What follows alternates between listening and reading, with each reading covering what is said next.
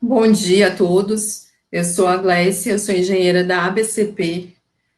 Hoje a gente tem mais um curso aqui do movimento Todos pela Construção, uma iniciativa da ABCP, Soluções, Construliga, SNIC e Sebrae. Hoje a gente convida o engenheiro Cláudio Dubé para falar sobre bases cimentadas para pavimentos semirrígidos. Cláudio é engenheiro civil, formado pela Universidade Federal de Pernambuco, com mestrado na área de transportes pela USP São Carlos, mais de 15 anos de atuação profissional em grandes empresas nos setores de projeto e obras rodoviárias. Atualmente também é professor em cursos de pós-graduação e consultor de empresas na área de projetos. Cláudio, muito bem-vindo, obrigada por aceitar nosso convite. Cláudio? Bom Oi. dia, Glécia. Bom dia. Bom dia. Então, vamos lá, vamos começar. Já posso dar o início? Isso. Ok. Então, vamos lá, pessoal. Vamos começar o curso sobre bases cimentadas para pavimentos semirrígidos, né? Eu queria aproveitar a oportunidade para agradecer ao engenheiro e doutor Luiz Miguel Gutierrez Klinski, que fez parte desse projeto, né?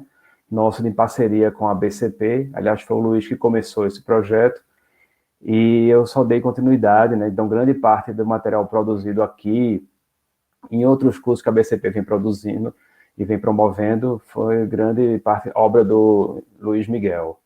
Vamos em frente.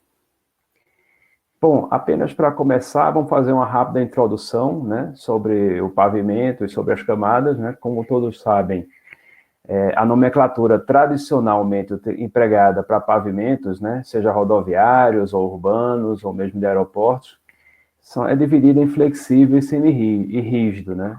É sempre assim que foram divididos a classificação dos pavimentos. Porém, com o passar do tempo, houve a necessidade, né, de incrementar a rigidez das camadas de base, né, devido ao aumento do volume de tráfego, ao fato de terem caminhões, né, veículos comerciais mais pesados, com maior carga por eixo, com maior número de eixos em cada composição. Então, surgiram os pavimentos semirrígidos, né, que são pavimentos que antigamente eram flexíveis, né, por ter revestimento asfáltico, porém, a presença de uma base ou subbase estabilizada com cimento elevou muito a rigidez dessas camadas inferiores e passou a ter um comportamento diferente, um comportamento semirrígido, tá? As bases cimentadas, né, tem mais de 100 anos, começou lá no início do século passado, né, com a utilização de solo-cimento. Na sequência, tivemos a utilização de solo-cimento na Carolina do Sul, nos Estados Unidos, né? Houve grande também a atuação disso no leste europeu. No início dos anos 70, a PCA, né, que é a entidade dos fabricantes de cimento Portland dos Estados Unidos, né, equivalente à BCP aqui no Brasil, ela criou uma nomenclatura equivalente à BGTC. No Brasil, a BGTC começou as suas primeiras aplicações nos anos 1970 e 70 em obras da Dersa, né? Rodovia dos Imigrantes, teve BGTC, Rodovia dos Bandeirantes, teve BGTC.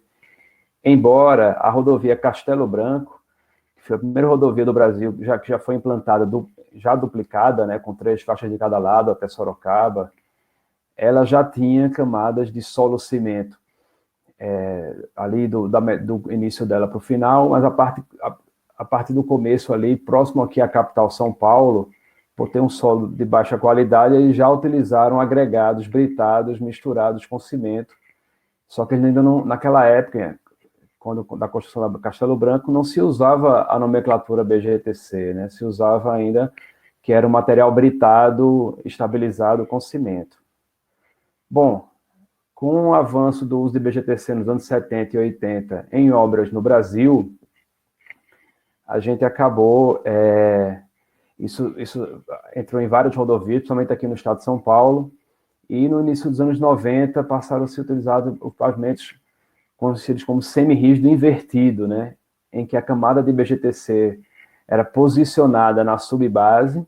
Eu falo posicionada porque era apenas uma posição dela. Ela continua fazendo o papel de base, ou seja, continua tendo aquela missão de resistir aos esforços provenientes do tráfego, né, para proteger o subleito. Mas ela posicionada na subbase, por quê? Para que a camada de base fosse uma camada de brita graduada simples, né, por exemplo. E isso aí tinha como objetivo inibir a reflexão de fissuras de retração que tinham na BGTC, né? Elas foram observadas, essas fissuras, na rodovia dos Trabalhadores, na rodovia de Bandeirantes. Então, como medida para mitigar essa reflexão de fissuras lá no revestimento asfáltico, tiveram essa ideia de colocar a BGS entre as duas camadas, entre a BGTC e o CBUQ. Inclusive, essa técnica motivou a tese de doutorado do professor Suzuki, né, professor da USP, e um dos sócios da empresa de projetos Planserve. Bom, então, as bases cimentadas, elas se espalharam por vários locais do Brasil, do mundo, né, e o uso de cimento nas bases pode ser utilizado de várias formas, né, principalmente, primeiramente, com solo, né, no interior de São Paulo, do Paraná, tiveram muitas obras de solo de cimento nos anos 70, 80, né, como base dos pavimentos, né, muitas com sucesso, né, há pavimentos que duram até hoje. O solo minerado com cimento, ele é mais utilizado para camadas assim, de reforço subleito, eventualmente uma subbase, isso, claro, depende do nível de rodovia, do nível de tráfego que nós temos, né. Existem alguns casos de solo brita-cimento, em que você tem um solo brita e você acrescenta um pouco de cimento para dar mais rigidez. Eu recentemente vi, numa obra de restauração, um caso de solo brita-cimento que existia na rodovia Limeira-Piracicaba, né, que hoje é administrada pela Arteres. Essa rodovia, essa base estava íntegra até hoje. Assim, a restauração se limitou a tratar do topo dela para cima, porque a base de solo de cimento, depois que a gente removeu toda a base da asfalto, a gente fez uma inspeção, estava tudo muito bem. A BGTC, que, como já falei, né, talvez a principal camada cimentada que nós temos em utilização hoje, né, já começou a ser usada no Brasil já há 50 anos, né, e hoje está bem difundida em várias obras. Vamos falar bastante sobre ela aqui nesse curso. E, por último, o concreto compactado com rolos também é considerado uma base cimentada, porém, é muito utilizado como subbase em pavimentos de concreto, né? Pavimentos de concreto, seja para rodovias ou para vias urbanas, usa CCR. Existem algumas pesquisas, algumas iniciativas de usar o CCR em pavimentos asfálticos, né? Isso no Brasil ainda é muito incipiente, né? Há poucos casos, né? Pode ser que isso cresça, mas, por enquanto, se você for fazer um levantamento de utilização de CCR, com certeza, a grande maioria dos casos vai ser em pavimentos de concreto. Bom, vamos falar um pouco sobre o solo-cimento, né, no primeiro momento.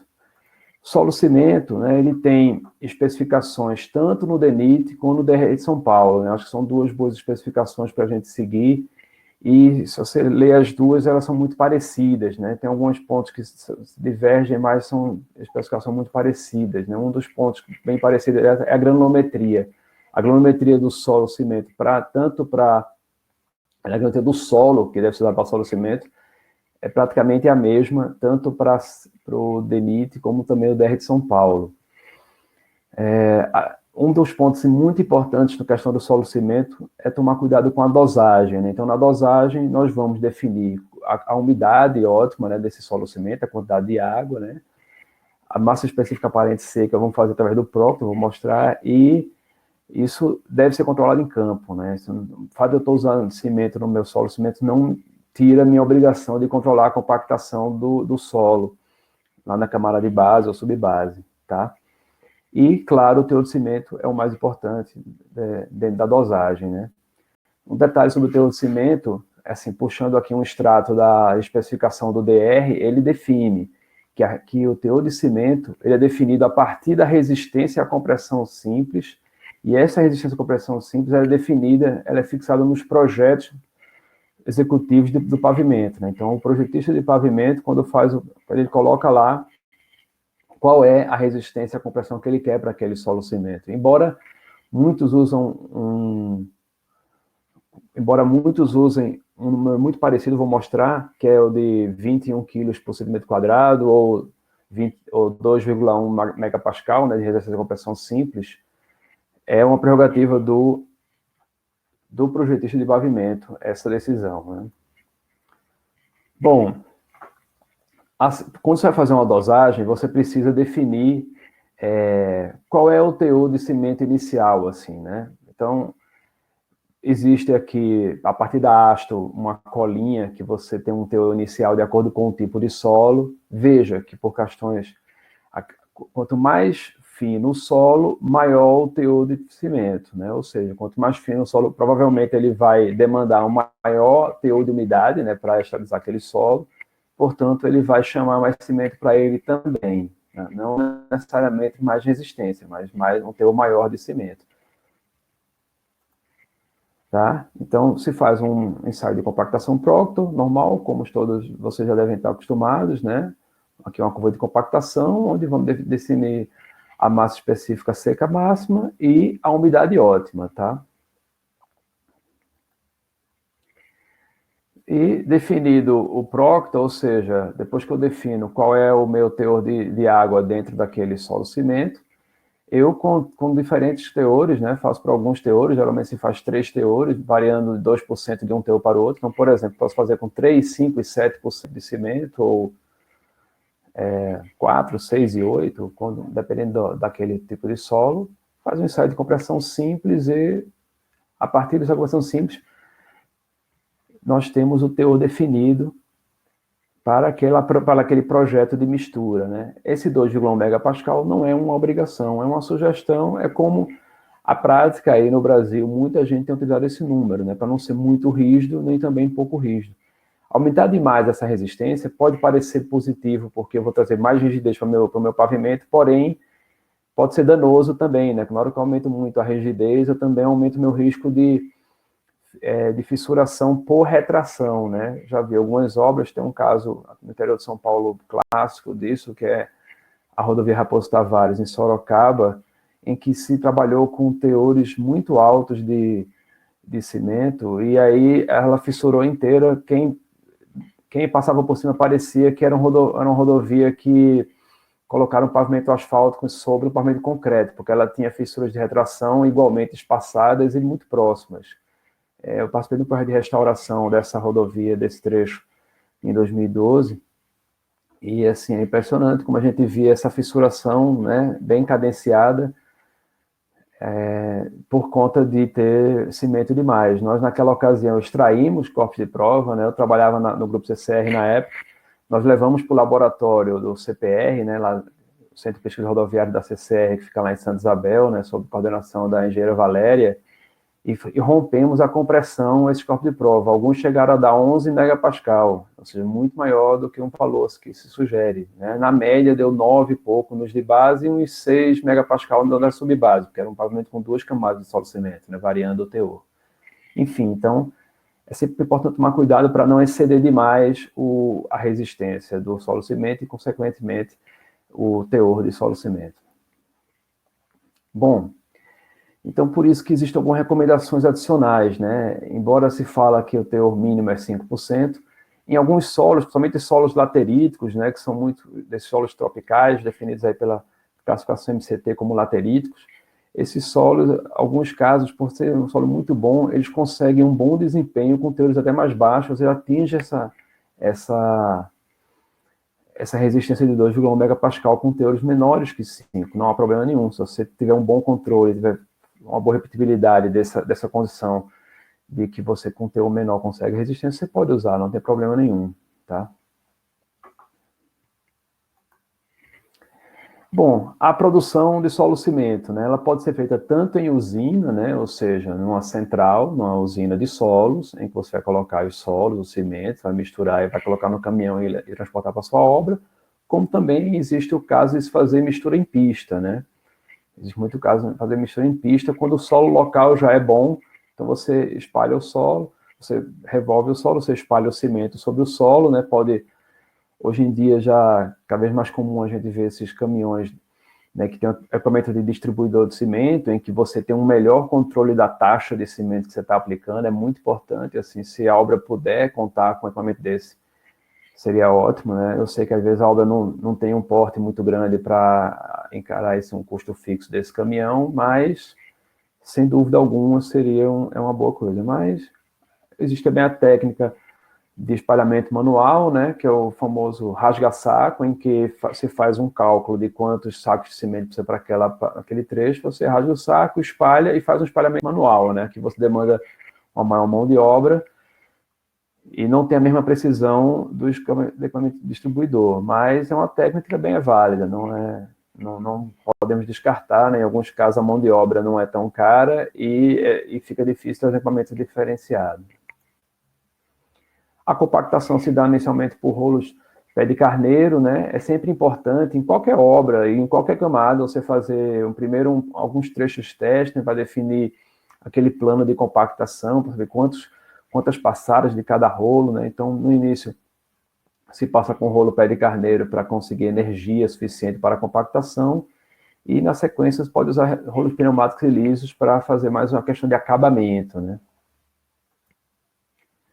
O controle, como eu já havia falado mais cedo, é importante, então é importante na obra se controlar o grau de compactação daquela camada de solo-cimento, né? Se faz facilmente pelo ensaio de frasco de areia, né? Para controlar a densidade in situ, né? Também a umidade, né? Pode ser feita a umidade com speed ou frigideira, ou o que puder ser feito na obra. E você recolhe materiais da obra, né, sem compactar, você recolhe aquele material, leva a amostra para o laboratório para moldar em laboratório e fazer os ensaios de compressão simples, né, para verificar se a resistência que você projetou está sendo atendida. E essa resistência, inclusive, aí, por quê? Porque, às vezes, o teor de cimento ele pode variar ao longo da obra, né? Uma coisa é você colocar o teor de cimento no laboratório, em que você controla o quanto você está adicionando de cimento numa balança de precisão. Outra coisa é você espalhar aquilo em que o caminhão vai passar por cima, né? Então, é sempre importante esse controle de resistência também, tá? Bom, falamos um pouco do solo cimento, né? Vamos dar continuidade agora falando de BGTC, certo? BGTC, como eu falei mais cedo, é uma das principais camadas cimentadas que tem hoje aí para pavimentos semi-rígidos, né? Então, BGTC é simplesmente uma sigla, né, que significa brita graduada tratada com cimento. Bom, a brita graduada já existe há muito tempo, né? Inclusive os mais antigos nem chamam de BGS, chamam de BG, porque é uma brita graduada. Depois de um tempo que você percebeu que para incrementar a rigidez dessa camada, podia se colocar um certo teor de cimento que elevaria essa rigidez e traria os benefícios que se busca num projeto de pavimentação, ou seja, vencer ali as cargas do tráfego para proteger o subleito. Bom, então, a BGTC nada mais é do que uma resultante de uma mistura, né, de brita com cimento e água, certo? Esse tipo de material, né, depois de compactado e depois de atingido a pega do cimento, né, a cura desse cimento, ele vai trazer uma grande rigidez para a camada, né, e tem sido utilizado aí, né, como base de vários pavimentos, tá?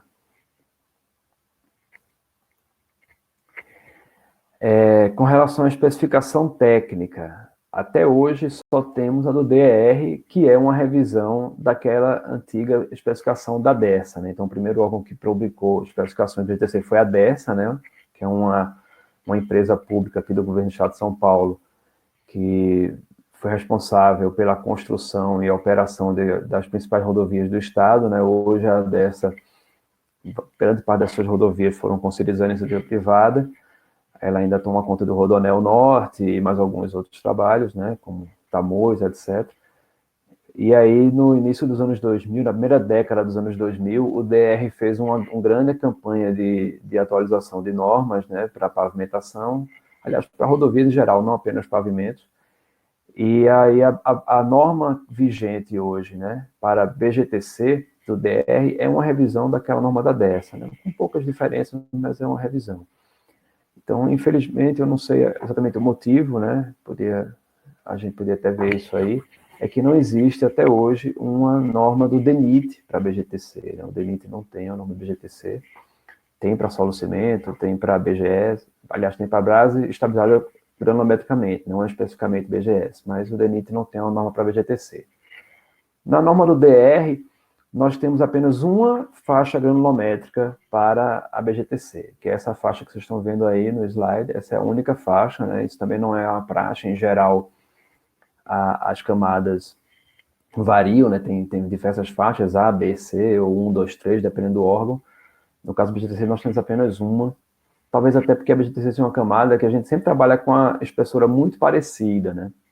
Aí vocês estão vendo as curvas granulométricas da norma da DESA dos anos 90, comparada com a norma do DR de 2005, né? Você vê que é uma em cima da outra, é a mesma faixa granulométrica e, como eu falei, a única faixa granulométrica que existe para a BGTC na especificação do DR de São Paulo. Bom, assim como eu falei no solo cimento, a BGTC também precisa de uma dosagem, né? Essa dosagem, eu vou definir o teor ótimo de umidade, vou definir a densidade aparente máxima daquela mistura, certo? E vou também fazer ensaios para definir o teor de cimento, né? E, da mesma forma que o solo cimento, o teor de cimento de uma camada de BGTC, né, de uma base BGTC, é definido pelo projeto de pavimentação. Então, no projeto de pavimentação, ele indica qual é a resistência que ele quer, a resistência-alvo, e aí são feitos ensaios para definir o teor. Tá?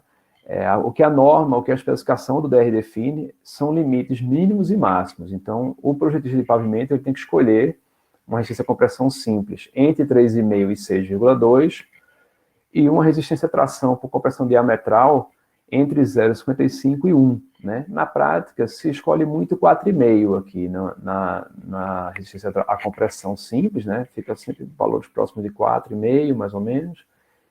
E resistência à tração na compressão diametral é muito utilizado os valores 0,75 e 0,80, tá? Inclusive, esses valores são importantes depois para o pessoal de projeto, para o dimensionamento do pavimento, né? Então, para dimensionar o pavimento, em geral, se utiliza a resistência à tração por compressão diametral de 0,75, 0,80 para o dimensionamento dos pavimentos, né? Uma vez que, na hora que você faz fazer o dimensionamento do pavimento, você coloca isso na curva de fadiga, você precisa de um valor para definir ali qual é a sua tensão de tração admissível. Vamos falar sobre isso lá no finalzinho desse curso. Bom, o que eu já havia falado anteriormente, né? Portanto, o teor de cimento, né, deve atender à resistência, e isso é fixado no projeto do pavimento, no projeto executivo de pavimentação. A produção do BGTC, essa sempre é feita em usina, né? Não existe BGTC feito em pista, né? Não existe. O que existe é reciclagem com cimento feito em pista. Aí sim, nós vamos falar daqui a pouco, mas BGTC era sempre produzido em usina, né? Onde nós vamos misturar os diferentes frações de brita e o teor de cimento definido no projeto da mistura, tá? E água, claro. Essas misturas, depois de feitas na usina, são levadas por caminhão basculante até a obra e espalhadas com vibroacabadoras, tá? BGS, a gente já vê muitas obras utilizando uma vibroacabadora para BGS, ótimo, mas ainda existem muitas obras utilizando motoniveladora, que às vezes é a realidade daquela obra, não comporta aquela obra um custo de uma vibroacabadora para fazer um BGS. Mas no caso de BGTC, seria muito importante trabalhar com vibroacabadora, embora isso não vou dizer que seja 100% das obras, mas para se ter uma qualidade na BGTC, de homogeneidade daquela mistura, né, principalmente de desempenamento, né, de acabamento, é bom você ter uma vibroacabadora para definir bem essa espessura. A compactação da BGTC é feita por rolo liso vibratório e pneumático, tá? Então, assim, em geral, não se usa pé de carneiro em BGTC, pode ser que alguma obra use, mas não seria necessário, embora, como falei para solo cimento, o importante é que no início da obra se faça trechos testes para definir bem o plano de compactação. Você consegue a compactação, uma boa compactação, um bom acabamento com aquele seu equipamento, ótimo, né? Mas você precisa testar isso antes, né? Para não ter surpresas negativas durante a obra. Em geral, faz seu acabamento com um rolo liso, né? Também falado como rolo chapa. É importante ter o grau de compactação. No caso do GTC, o grau de compactação é na energia intermediária, tá? A umidade também deve ser controlada, né? Não pode ter grandes variações. E aí vem a questão da espessura da BGTC, uma questão muito importante, tá? Embora a norma recomende de 12 a 18 centímetros, é muito perigoso se trabalhar com camadas de BGTC que tenham espessuras menores que 17 centímetros, né? A não ser que o tráfego seja muito baixo, né? A experiência de diversas obras em diversos trechos aí levou que quando a camada do BGTC fica até 15, 16 centímetros, ela é muito delgada e está muito sujeita à fissuração. E aí, principalmente por fadiga. Então, isso traz, infelizmente, um dano muito precoce ao pavimento. Portanto, é bom trabalhar a partir de 17 centímetros. A limitação de 18 era mais uma preocupação com relação ao espalhamento em acabadora, porque se você tem 18 de camada já acabada, compactada, você teria que espalhar um pouco mais, né? Um pouco acima de 20, 21, 22. Então, algumas acabadoras têm essa dificuldade. Com o passar do tempo e com melhores equipamentos, algumas empresas têm conseguido fazer BGTC com camada acabada de 20 centímetros ou até mais. Mais de 20 eu acho um pouco perigoso, mas 20 centímetros eu já acho que dá para fazer sim. Claro, como eu falei uma hora mais cedo, é sempre bom fazer testes antes para você ver se aquela camada está atingindo o que você colocou no projeto, né? Ou seja, o teor de água, o teor de umidade está correto, o grau de compactação está correto, né? Aí depois você vai fazer verificação com viga bank, mas as vigas você está conseguindo atingir. Então, se você faz planos testes e está conseguindo atingir com espessuras maiores, você pode seguir em frente. Mas esse valor aí de 18 é mais um alerta que para os equipamentos mais tradicionais fica um pouco mais difícil você conseguir na hora que você eleva a espessura nesse ponto. Como qualquer camada de base, né, você faz um controle com equipamento faixa de areia, né, para verificar o seu grau de compactação. No caso da GTC, não se pode liberar o tráfego, né, deve-se fazer a cura, né, com emoção, tudo certinho, mas não pode ser liberado o tráfego imediatamente. Bom, falando de bases cimentadas, né, para pavimentos semirrígidos, né, recentemente, com o passar do tempo, se cresceu muito a técnica de reciclagem do pavimento. Eu já diria que isso não é nenhuma novidade, né, porque nós já devemos ter aí mais, pelo menos próximo de 20 anos de registro de reciclagem com cimento, tá? Principalmente, isso começou muito com reciclagem in situ, que eu vou mostrar aí, né? Inclusive eu vou mostrar algumas imagens de obras no Paraná, da concessionária Rodonorte, né? do Grupo CCR, que eu atendi um período, e outros trechos também em usina, né? Que teve alguns casos também de obras pelo Brasil. Então, a reciclagem, a gente sabe que é uma demanda, né, cada vez maior, porque na medida em que eu tenho grandes obras de restauração, em que eu preciso fazer restaurações profundas, né, que eu preciso reforçar muito a minha estrutura, eu tinha muito descarte de material, eu levava muito a exploração de material virgem, né, em alguns locais ainda temos abundância de material agregado virgem, mas em outras regiões do Brasil já não é bem assim, né, tem algumas regiões que nós temos muita escassez de pedra, alguns estados do Brasil sequer tem pedra. Recentemente estive em Rio Branco para dar aula e não existe nenhuma pedreira comercial em Rio Branco, no estado do Acre, né? As bitas do Acre vêm todas de Rondônia, que ficam a 700 quilômetros de distância de Rio Branco, a pedreira mais próxima. Então, ou seja, lá existe uma escassez de pedra. Não só lá, né? No próprio Mato Grosso do Sul, onde a CCR teve obra com a MS Via também, em alguns trechos já era complicada, né, você ter pedra disponível. Então, com isso, a reciclagem vai ganhando força, né, porque você utiliza as pedras que já estão lá no próprio pavimento, já estão lá na rodovia. Essas pedras um dia foram selecionadas, foram britadas e passaram por ensaios para estar naquela rodovia. Então, as pedras continuam servindo para você utilizar nas próximas obras, né, principalmente em obras de restauração. Então, a reciclagem é uma coisa que tomou uma força muito grande, né, nos últimos 20 anos aí. Eu acho que é uma realidade cada vez maior. No caso da reciclagem com cimento, né, que é o nosso escopo de hoje aqui, eu reciclar os pavimentos com cimento para fazer uma base cimentada e tornar aquele pavimento semirrígido, né, que é o tema do nosso curso.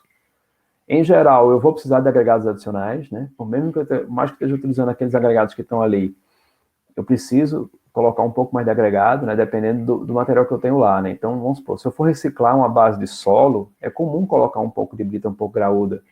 E aí aquele meu material novo ele vai se aproximar de um solo brita cimento, né? Mas em alguns casos a gente utiliza só materiais asfálticos, né? Que eu só tenho pedra britada, não tenho solo ali, claro, só tenho pedra britada, então nesse caso geralmente se usa mais pó de pedra, né? Que aí eu preciso corrigir a granometria mais na parte dos finos, tá?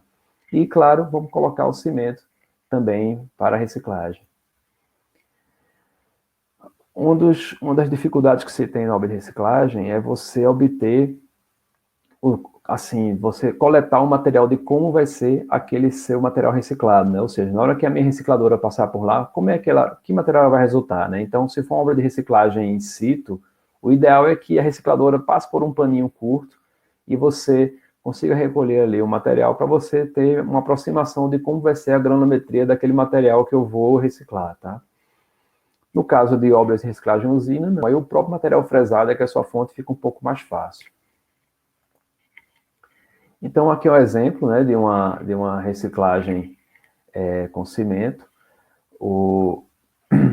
Eu tenho uma granometria aqui do material fresado, né, nesse caso aqui é um material fresado. Na hora que eu misturo com pó de pedra e um pouco de cimento, eu tenho uma nova mistura, né? Se eu tenho uma nova mistura, portanto, nesse caso aqui, é uma obra da Bandeirantes, né, que foi feita uma reciclagem grande entre 2010 e 2012, se utilizou a faixa granulométrica da ARRA, que é uma entidade americana, uma associação americana de reciclagem que existe lá. Eles também têm uma especificação. Nessa época, 2010, 12, ainda não existia a norma do DENIT de reciclagem, a norma do DENIT de reciclagem é de 2013, embora... Então, mas é uma granometria muito parecida com bases, né, com bases britadas, essa granometria aqui. Um caso interessante é o seguinte, o material fresado, geralmente ele tem ausência de finos. Você pode olhar que ele na peneira de 0,074 milímetros, você tem um teor muito baixo de material. É normal, né? Quando eu vou extrair o meu fresado do pavimento existente, aquele material fino que eu utilizei para fazer aquele CBUQ anos atrás, ele todo fica colado com asfalto em pequenas pedrinhas. Então, assim, o normal em fresagem é a gente ter ausência de material fino. Então, por isso que quando eu uso reciclagem utilizando material fresado, em geral, você precisa de um pó de pedra para você enquadrar na faixa granométrica.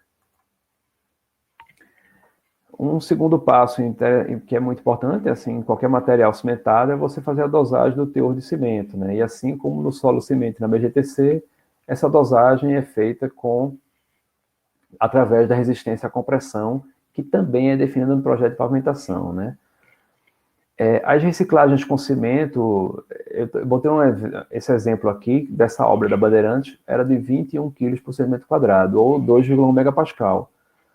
É uma resistência um pouco baixa, né, quando comparado a um BGTC, mas esse projeto foi definido dessa forma. Eu tenho relatos de colegas em outras concessionárias, em outras rodovias, que utilizaram teores maiores, não há problema nenhum, desde que isso esteja no projeto, o projeto esteja sendo pensado para esse tipo de resistência. Isso é uma definição do projetista.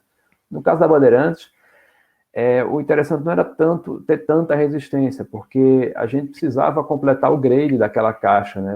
A Bandeirantes, ela precisava remover toda a camada asfáltica que ela tinha, né? Com uma camada asfáltica muito espessa, ela estava muito degradada, na ordem de medida de 25 centímetros de espessura, e a BGTC embaixo, em alguns pontos, ou em vários pontos, estava também deteriorada, então também precisava ser removida. Então ali, você tinha uma caixa que precisava ser completada o grade, então ali você teria muita espessura. Então, se você tem muita espessura, você não precisava de muita resistência, portanto, não precisava de muito cimento.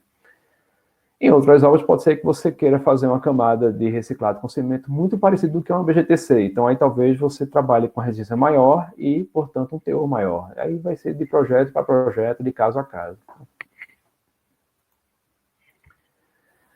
Aí a reciclagem com cimento, depois que você faz a dosagem, né, o seu projeto de mistura ele precisa conter vários pontos importantes para que a obra receba essas informações e possa trabalhar com ela, né? Então aqui, ó, você vai dizer qual é a granulometria, isso é importante, qual é a massa específica seca e máxima.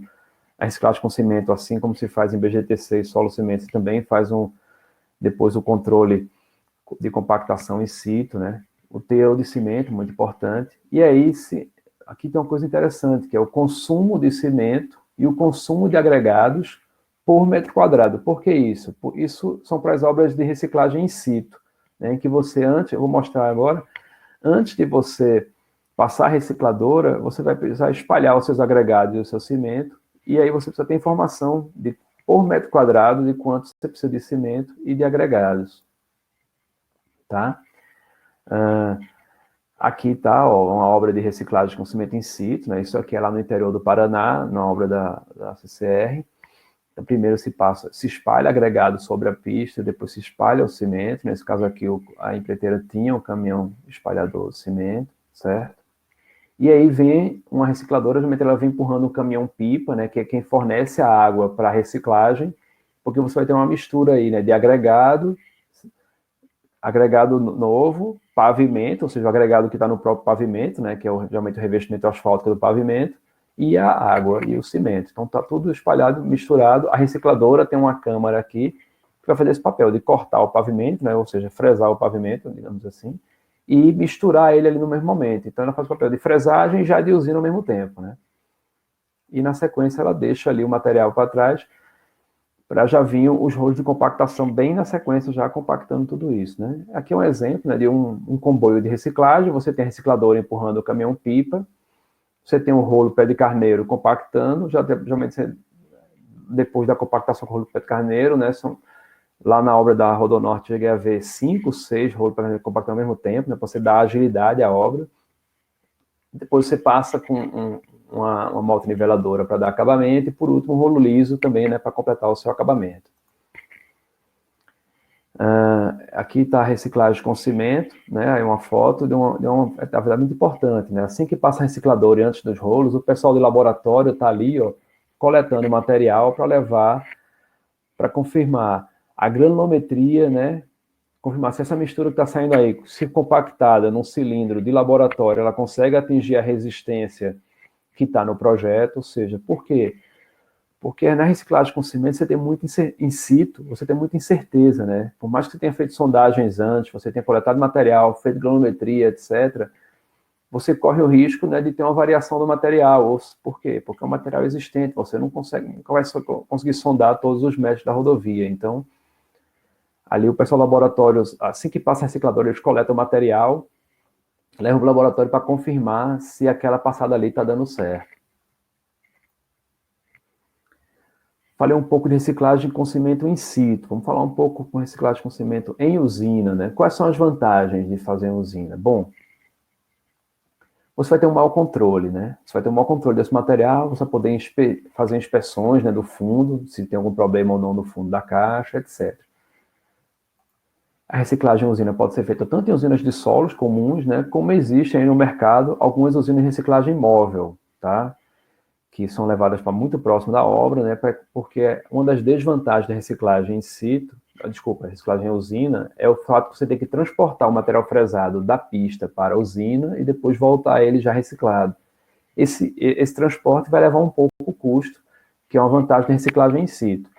A vantagem da reciclagem em usina é que eu posso estocar, não chega a ser um estoque de dias, claro, é um estoque só que você consegue fazer um pulmão, e assim que você remove o material reciclado, você pode já completar a caixa com o que foi usinado alguns minutos, ou no máximo 1 hora atrás, né?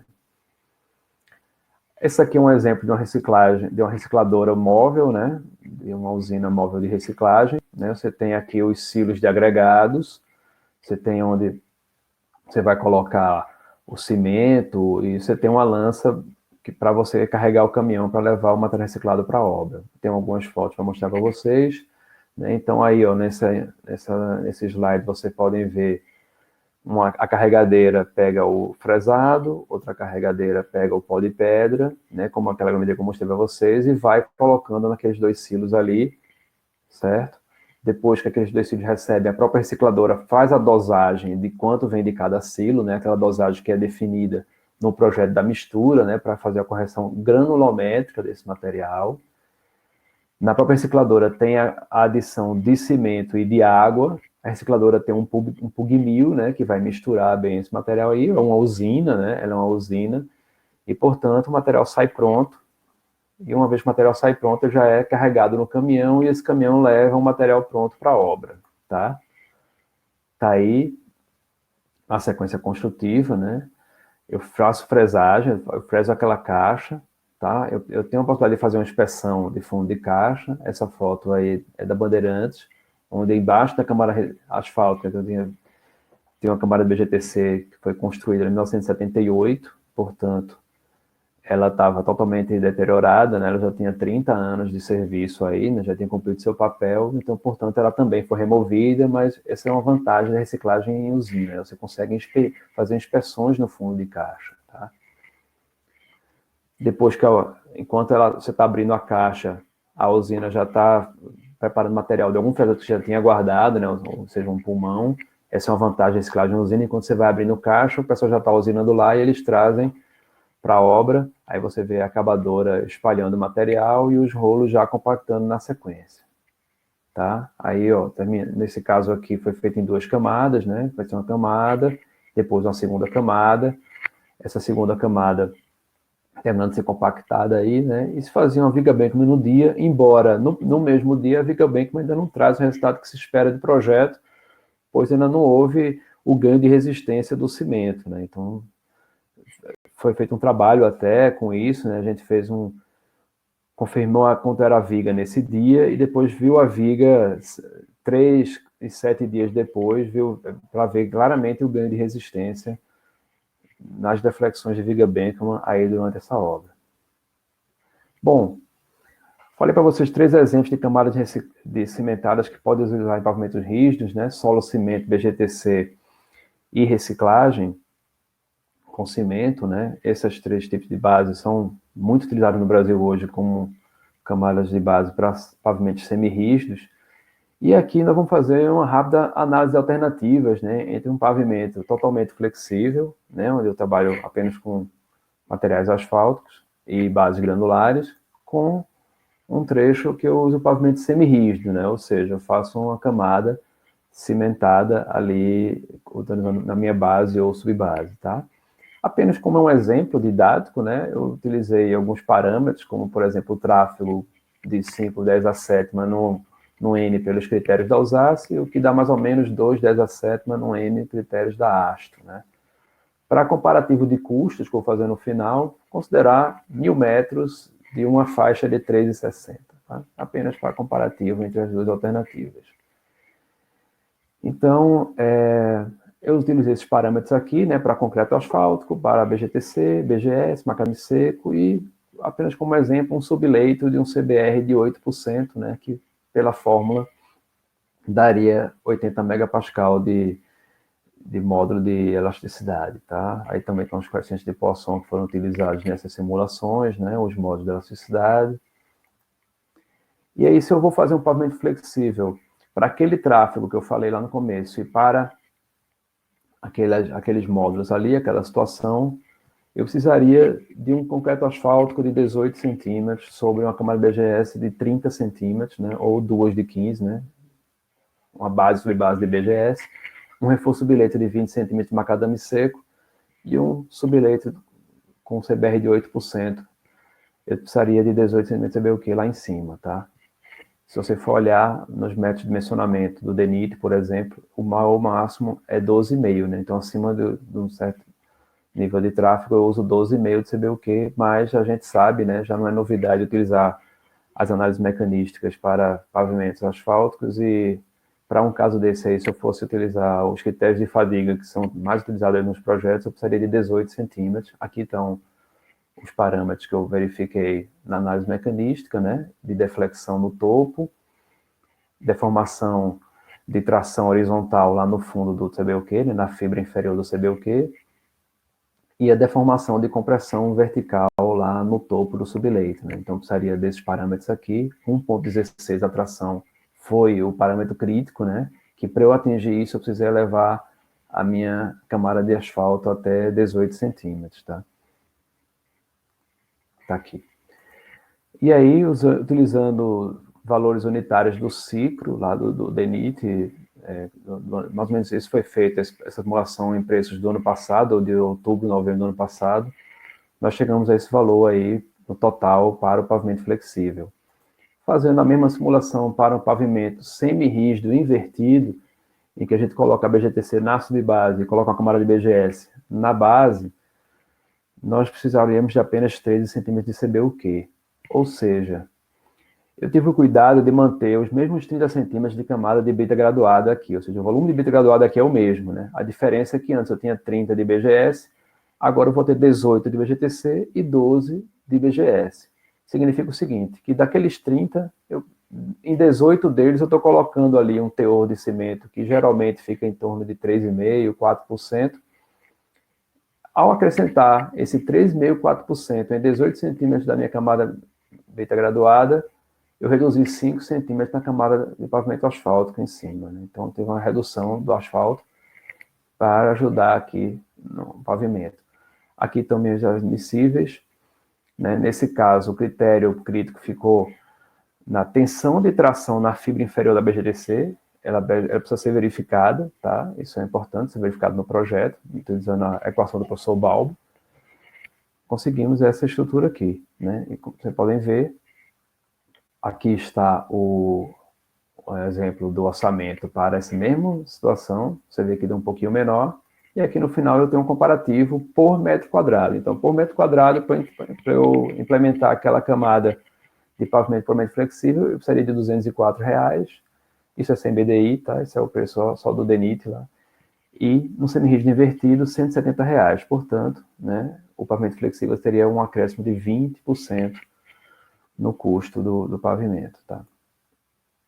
Pessoal, esse aí era o curso que eu tinha para falar para vocês sobre bases cimentadas em pavimentos semi-rígidos, tá? Eu agradeço muito, deixo à disposição para vocês meu e-mail e meu telefone. Se alguém precisar de alguma dúvida, quiser mandar um WhatsApp, quiser mandar um e-mail, fiquem à vontade, tá? E fico aberto agora para a sequência, né, para as perguntas, né? A moderadora vai ver as perguntas que vocês têm para a gente dar continuidade.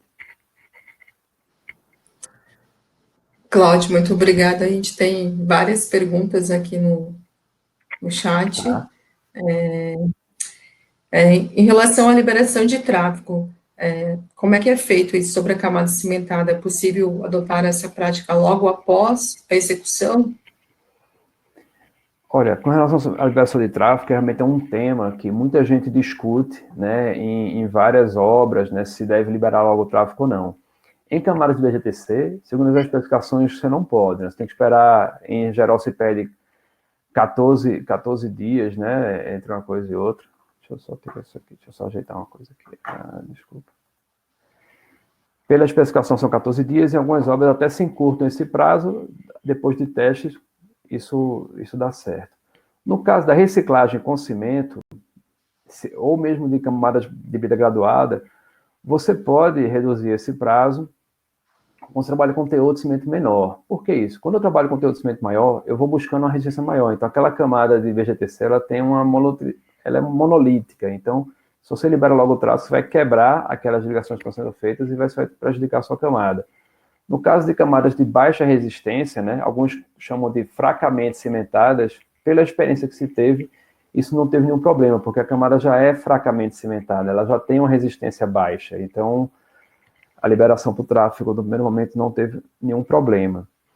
Em alguns casos, principalmente reciclagem in situ, alguns engenheiros, né, experientes no caso, queria até citar o saudoso Ismael, né, que é o engenheiro da Tecnopav, e antes da Pavizão, um grande engenheiro, que nós perdemos recentemente, acho que foi ano passado.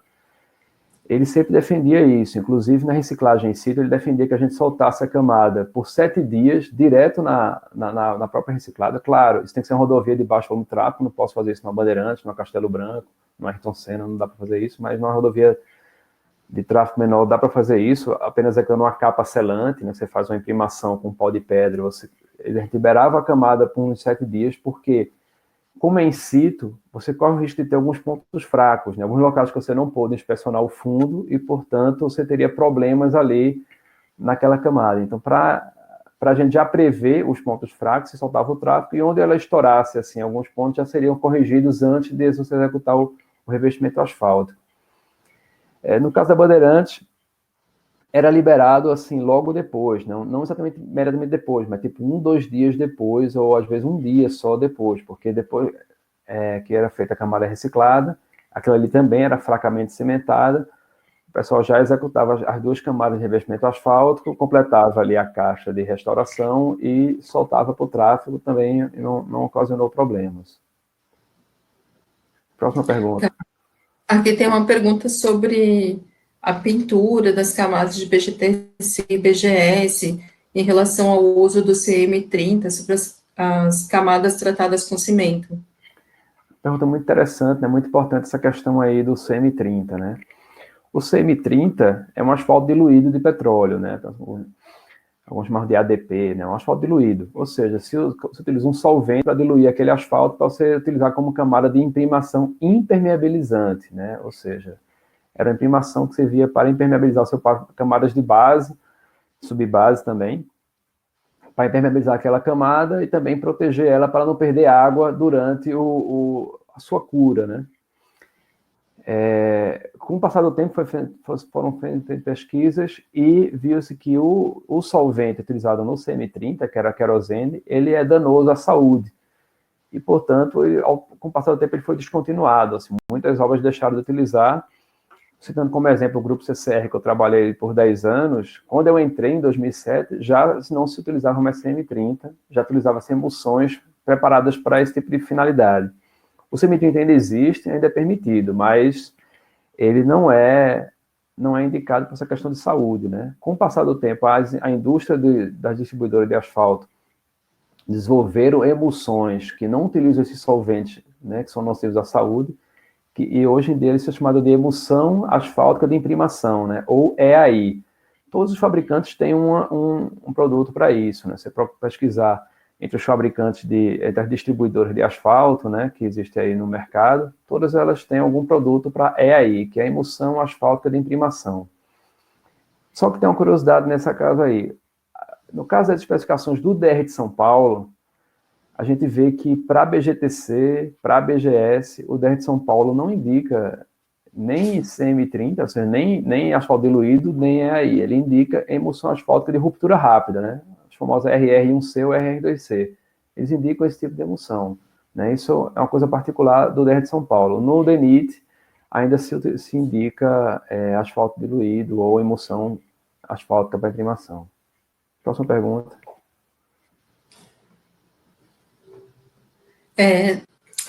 Em relação à BGTC, existe alguma norma em projeto no DENIT?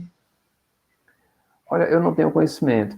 E assim, como eu falei agora há pouco que não existia nenhuma norma vigente, eu até ontem tive o meu cuidado de verificar no site do DENIT, né, do IPR, onde estão todas as normas disponíveis para baixar, e até ontem eu olhei e não tinha nenhuma norma de BGTC, né? Se existe algum projeto, eu sinceramente não sei, pode dar uma checada na internet, porque inclusive as normas que estão em projeto, o DENIT publica na internet, né? Tem algumas perguntas aqui em relação, mas só que a pessoa não falou qual que é o sistema, mas em relação ao tempo da mistura e até a pista, da mistura na usina até a pista. Muito boa, muito bem lembrada essa pergunta. Como nós estamos trabalhando com cimento, ou seja, cimento, acho que todo engenheiro civil, uma das primeiras coisas que tem contato é o cimento, né?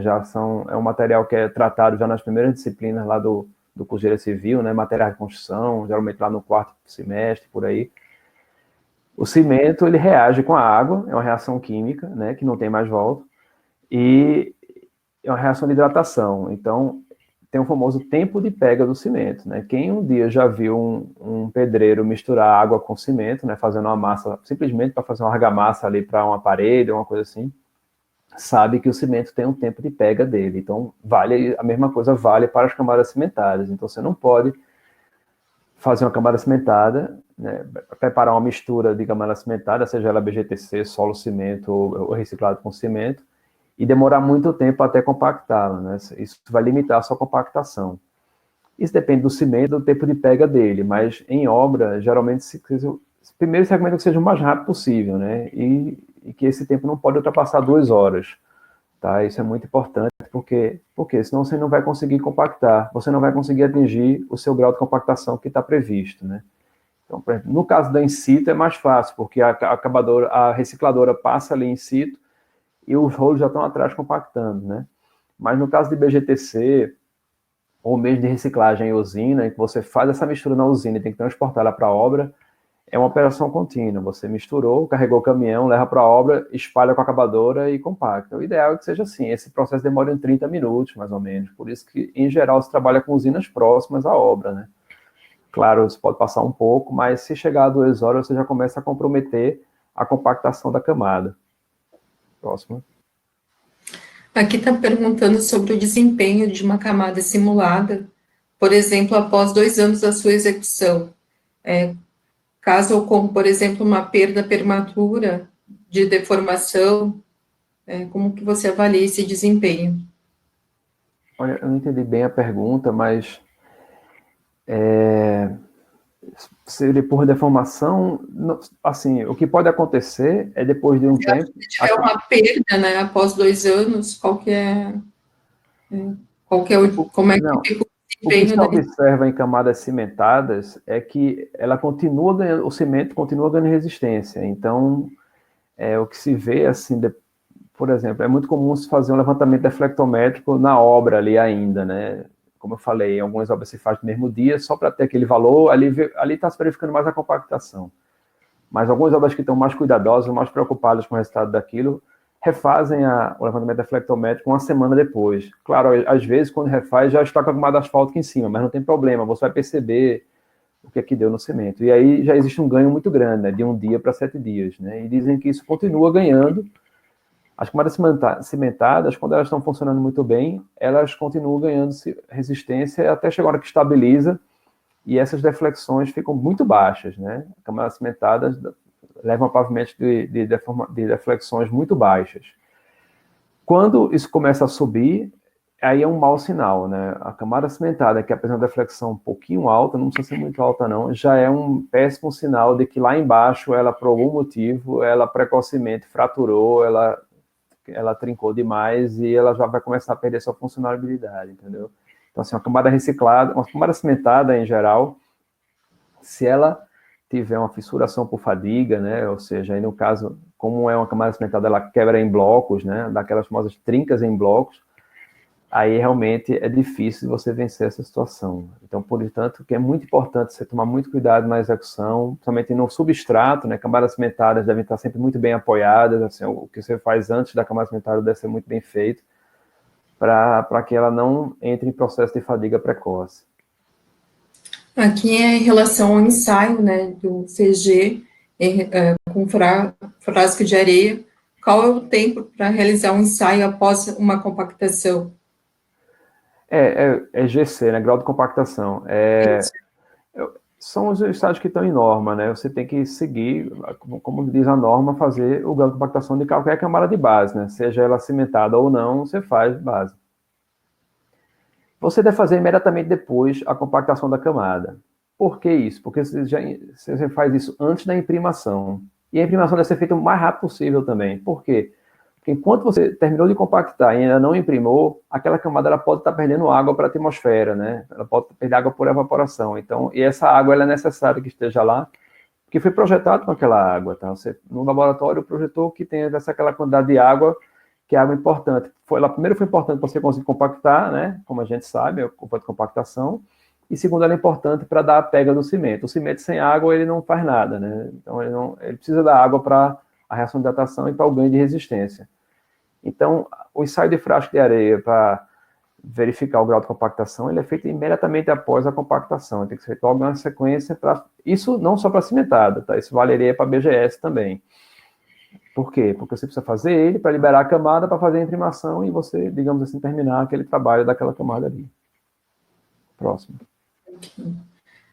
Em relação ao solo-cimento, é viável a gente utilizar em solos mais argilosos?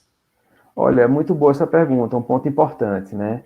Solo-cimento, em geral, para camadas de base, né, ou subbase, eles são utilizados com solos arenosos, né? Solos que têm a granulometria mais grossa. Porque isso leva a teores menores e a resistências maiores, né? Solos mais argilosos, eles têm dificuldade de ter uma resistência maior que geralmente se precisa para camadas de base e subbase. O que se vê muito com solos arenosos melhor de cimento é o que a gente chama de solo melhorado com cimento, que é um material que tem sido recentemente muito utilizado como reforço subleito. Então, às vezes, você tem um subleito que no solo não é muito bom, que não tem uma boa capacidade de suporte, ou seja, um CBR é baixo, e você precisa melhorar aquilo. Com o passar do tempo, se utilizou muita prática de colocar rachão, né, sobre esse solo para você ganhar a resistência ali necessária, ou seja, a capacidade de suporte necessária para o seu projeto. Mas, recentemente, eu tenho visto muitos casos, né, de você utilizar o cimento como uma melhoria do subleito, ou seja, para você ter um reforço subleito, para solos mais argilosos, solo de baixa capacidade. Para a base, não. Para a base, aí se usam solos arenosos, solos melhores, né, para a base.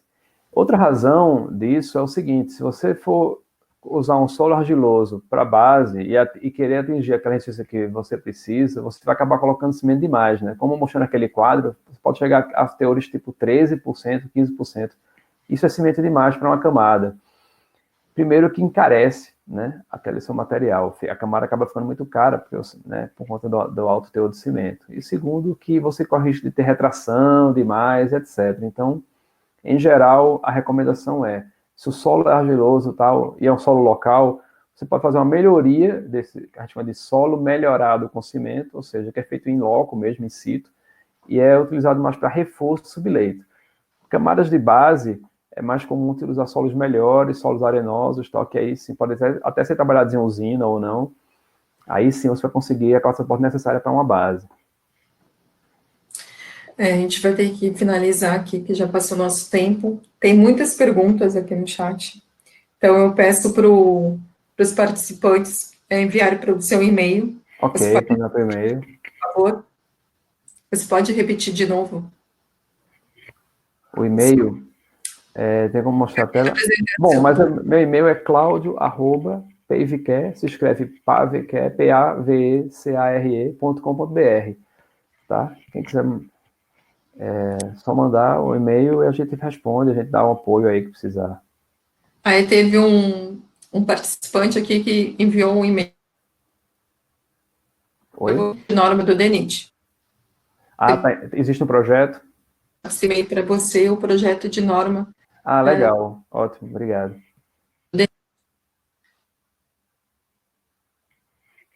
Participação. Obrigada a todos aí pela participação em mais um curso do movimento Todos pela Construção, uma iniciativa da ABCP, Soluções, Construliga, SNIC e Sebrae. Agora, às 11 horas, a gente vai continuar ainda no tema de pavimentos. A gente vai ter um curso sobre pavimento intertravado. Até o próximo, obrigado, bom dia. Obrigado, pessoal, até mais.